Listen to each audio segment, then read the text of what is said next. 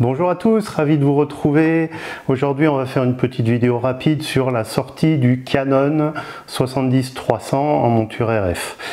Alors, une sortie qu'on n'attendait pas forcément, parce que on sait que Canon essaye de développer sa gamme a priori en plein format, en tout cas, puisque de toute façon il ne souhaite pas, en tout cas aux dernières nouvelles évidemment, ouvrir la monture RF en plein format aux constructeurs tiers. Donc il se doit de sortir des optiques plus abordables. Alors en même temps, ça c'est un objectif aussi qui va comme un gant au capteur APS-C. Donc je pense que dans l'idée de Canon, évidemment, c'est un zoom qui ira aussi bien sur les deux, un plein format qu'un APS-C. Alors qu'est-ce qui vaut je pense qu'il faut tout de suite remettre le prix en face, parce que si on ne met pas le prix en face, on va dire ouais, ils l'ont fait à l'économie totale. Alors oui, d'un certain côté, c'est sûr. D'un autre côté, si vous voulez un zoom 70-300 en plus, à une ouverture qui est loin d'être ridicule, parce qu'à l'heure actuelle, les zooms, les constructeurs ont tendance, en tout cas les zooms accessibles, je veux dire financièrement, à les faire de plus en plus fermés, en se basant sur le fait qu'on monte de mieux en mieux dans les ISO avec les capteurs modernes, et donc en oubliant aussi que d'un autre côté le flou d'arrière-plan, le bokeh, il en prend un coup quand l'objectif n'est pas suffisamment ouvert. Donc là on peut que louer Canon sur le fait d'avoir fait un zoom f4 f5.6 et pas f6.3 comme ça aurait pu être tentant, je pense, voire f7.1, bref, non. Et bon, je dis ça, vous pouvez bien sûr penser, et vous avez raison tout à fait, qu'entre f5.6, f6.3, voire f7.1, ça c'est des tiers de stop à chaque fois. On imaginera bien quand même que à ces focales là, on parle de 300 mm, voire un équivalent 450 en APS-C, à ces focales là, un tiers de stop sur le rendu du flou d'arrière-plan, c'est conséquent, je veux dire, c'est pas comme si vous étiez à 35 mm où effectivement un tiers de stop ça va quasiment pas se voir. Là ça se voit, donc c'est une bonne chose, vraiment c'est une bonne chose. Alors visiblement ce qu'ils ont fait tout simplement, c'est qu'ils ont repris l'ancien 70-300 qui existait du temps des réflexes numériques, et ils ont simplement adapté au niveau de la monture bien sûr à la nouvelle monture RF. C'est aussi en ça qu'on peut dire qu'ils l'ont fait un peu à l'économie, parce que du coup ce zoom n'a pas le moteur USM, il n'a pas non plus de stabilisation, et j'allais dire c'est presque ça le pire, on va en parler bien sûr. Alors sur le fait qu'il n'ait pas l'autofocus USM, alors c'est sûr que sur un zoom de longue focale où on va avoir tendance des fois à faire de la photo animalière, le fait de ne pas avoir l'autofocus USM, c'est un petit peu embêtant. C'est sûr que par rapport au 100-400, parce que inévitablement elle va arriver cette comparaison avec le 100-400 de Canon, que moi j'ai possédé longtemps là, sur tous mes Canon, et qui est une pure merveille de compacité, de qualité, de prix, de tout quoi. Et là, voilà, il souffre un peu la comparaison, parce que alors certes, du coup, il est beaucoup moins cher, heureusement, j'allais dire, parce que sinon, voilà, l'autofocus, ça fait une différence, forcément, sur un suivi d'un sujet qui commence vraiment à bouger.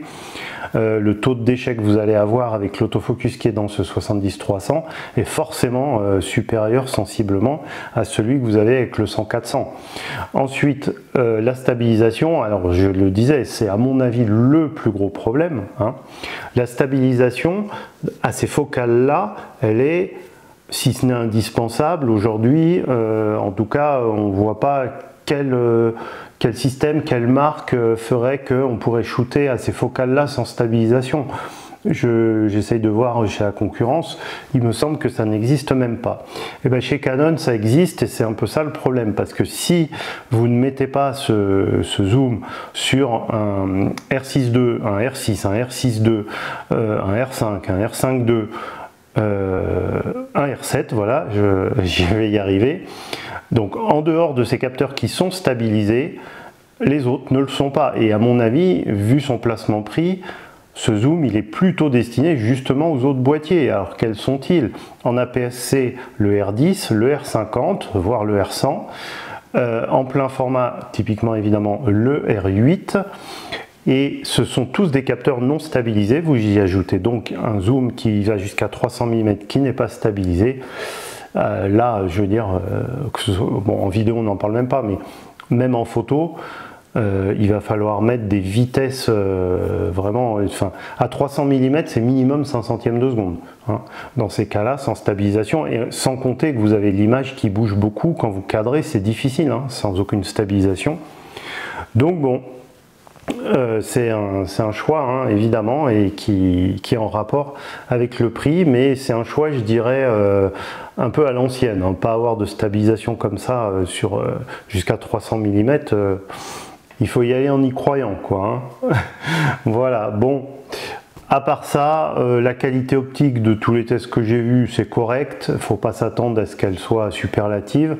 Elle est un peu en dessous du 100-400 et j'allais dire c'est normal, hein. Le 100-400 est plus évolué aussi, je pense, dans ses lentilles. Le 100-400, il ne découle pas d'un objectif qui existait en plein format. C'est un objectif que Canon a totalement... Il est parti d'une page blanche pour développer ce 100-400.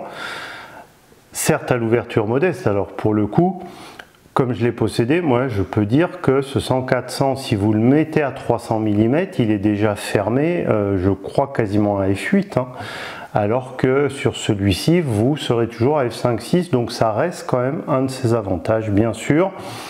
Si vous l'utilisez pour faire assez souvent des portraits, je pense que c'est un bon investissement pour le coup, à condition encore une fois de mettre de la vitesse, hein, parce que sinon vos photos seront floues à 125e de seconde, c'est pas la peine d'y penser, hein. Donc il faudra vraiment mettre de la vitesse et avoir les bonnes conditions de lumière, ou en tout cas être prêt à monter dans les ISO.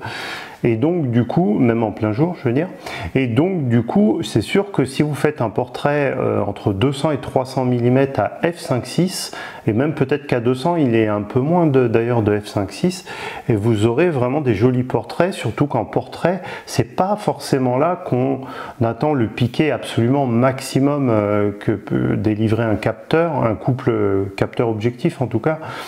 Et donc cet objectif n'ayant pas un piqué complètement dingue, il sera adapté au portrait, je pense. Bon, franchement, à 299 €, ça vaut le coup, mais voilà, hein, il faudra être conscient des limitations forcément de cet objectif dès qu'on va vouloir aller plus loin. Et dès qu'on va vouloir aller plus loin, pour certes 2 fois plus cher, mais on parle malgré tout même 2 fois plus cher d'un prix abordable, vous avez quand même le 100-400 qui me semble est plus recommandable en tout cas. Bien, alors dernière petite chose dans cette vidéo, on peut quand même se poser un peu des questions sur qu'est-ce que cherche à faire Canon, hein, qu'est-ce que ça dit tout ça en fait? Eh bien, ça dit tout simplement que il y a un peu plus d'1 an, il a ouvert la monture RF à la PSC. À la PSC, c'est-à-dire qu'il a autorisé certains constructeurs, donc, dont Sigma majoritairement, à adapter des objectifs APS-C sur la monture RF, qui ne vont donc que sur les boîtiers APS-C. Alors, ils vont aussi sur les pleins formats, puisque techniquement la monture c'est la même. Vos boîtiers plein format, par contre, passent automatiquement en recadrage APS-C, sinon l'objectif ne couvre pas l'entièreté du capteur, donc il y a un petit problème, hein, quand même, et il va le faire pour vous au prix évidemment d'une baisse de définition très conséquente, hein. Alors sur un R5 ou un R5 II, ça passe parce que, je l'ai expliqué dans d'autres vidéos, vous passez à environ 17-18 mégapixels si vous faites ça, donc c'est encore jouable.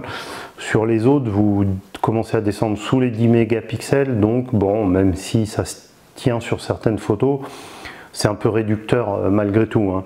Donc voilà, donc l'idée de Canon, à mon avis, elle est bien là, hein. C'est tout simplement de combler les trous qu'il va y avoir en plein format abordable. Alors il a commencé déjà à le faire, hein, avec d'autres objectifs qui ne sont pas de la série L. sauf que certains, on va dire la plupart même je dirais, c'est plutôt une gamme, c'est plutôt un milieu de gamme. Alors très clairement, moi, si vous avez suivi ma dernière vidéo, j'ai plus mon matériel Canon, mais dernièrement j'avais le 28-70 2.8 hein, qui était sorti assez récemment. Et il fait partie de ce milieu de gamme parce que là, c'est pas un objectif à 300 € quand même, le 28-70 f2.8. Hein, c'est 1000 € de plus hein, quand même. Donc ils essayent quoi, de combler le milieu de gamme d'un côté et l'entrée de gamme d'un autre côté. Parce que quand vous sortez un Canon R8, forcément, même un objectif à plus de 1000 €, ça fait quand même très cher. Donc voilà, ils essayent d'être cohérents avec toute cette gamme. Bon. Que ça se défend hein, à partir du moment où ils veulent vraiment que ce soit chasse gardée sur le plein format, bah, ils sont cohérents dans leur démarche. Alors c'est un petit peu long à venir quand même malgré tout.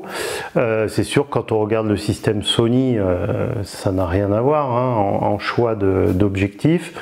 J'allais dire maintenant même Nikon, c'est quand même un petit peu mieux.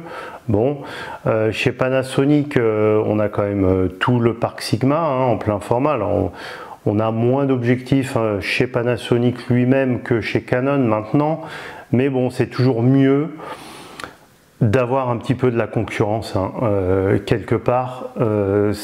Pour le consommateur, c'est toujours plus satisfaisant, il y a plus de choix. Ça a tendance finalement à faire baisser plus les prix qu'autre chose d'avoir de la concurrence que d'être dans un système de monopole comme est Canon. Alors là, ils essayent de démontrer qu'ils sont capables de faire un prix défiant toute concurrence, certes, mais on est quand même bien conscient de toutes les limites qui vont avec. Voilà, il n'y a pas de système parfait évidemment, hein, mais voilà ce qu'on peut dire en tout cas sur la sortie de cet objectif. On verra bien la suite dans la monture RF, hein, je pense que ça va être particulièrement intéressant. Merci beaucoup d'avoir suivi cette nouvelle vidéo et à la prochaine, n'hésitez pas à vous abonner comme d'habitude. Au revoir.